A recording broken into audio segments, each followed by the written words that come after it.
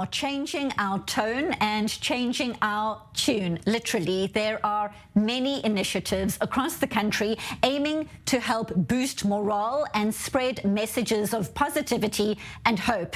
Music is an upbeat way to do just that, and the band called Hakafot Shnyiot is doing just that at various army bases, as you can see on your screen. So let's find out more firsthand. We welcome to studio Rabbi Leron Bernstein, lead singer, and Yair, Lehrer, lead guitarist of that band. Thank you, gentlemen, so much for being here in studio. So you weren't able to pick up weapons, quote unquote, so you picked up musical instruments. What a message. Rabbi, starting with you, talk to us about how this all came about. Absolutely. Thanks, Benita. Thanks for hosting us. And it works even better in Hebrew when you say we didn't have the ability to pick up klei neshek, instruments of war.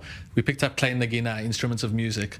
And we felt like everybody, at that moment in that Shabbat Shchora, that black Shabbat, that we wanted to do something, but we didn't have the ability to go out in war. So we said, look what we can do. We've been doing a lot of music together over time, just informally in our community.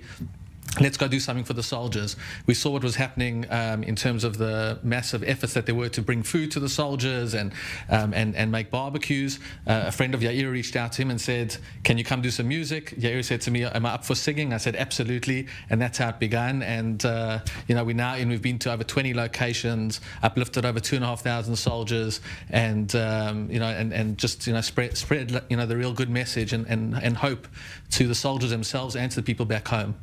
Because, Yair, some might find it quite unusual to think of bands, musicians going out to army bases in the middle of a war. What kind of reaction have you had at the various bases? Yeah, we were actually inspired by Leonard Cohen coming out in '73 for the Yom Kippur War there. Sure. And I think as much as we get from the soldiers, I think they get from us. To see people from Chutz La'aretz who made Aliyah 11 years ago. I think, Leron, it's your Aliyah anniversary today. Yeah, today's 4 years. Oh, congratulations. Thank you. Good way to celebrate it, yeah.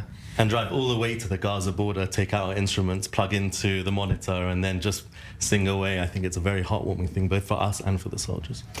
And you mentioned, Rabbi, the fact that people want to do something. And at a time like this, people have been getting involved in a range of initiatives, as you say, sharing food, cooking food, making music. Talk to us, though, about the message coming back from soldiers. What are they saying? What are they feeling? How do you boost morale?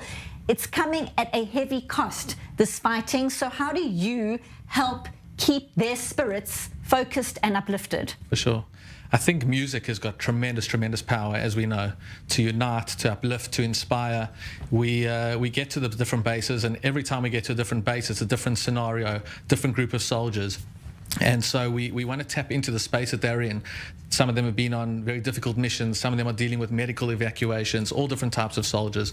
So we really want to understand the space that they're in and see how can we uplift them with the songs that resonate with them. So we sing everything from Isha Ribo to Hanan Ben Ari to Avram Fried to Oasis to Coldplay. Wonderwall by Oasis is our hit. Whenever we sing Wonderwall, you see it just go into their souls and uplift them. And I think music has that way of really speaking to them, of uplifting them. And then in those difficult moments, I think their hearts have been uplifted. It's not just about giving them food, but about lifting their spirits in a real tremendous way.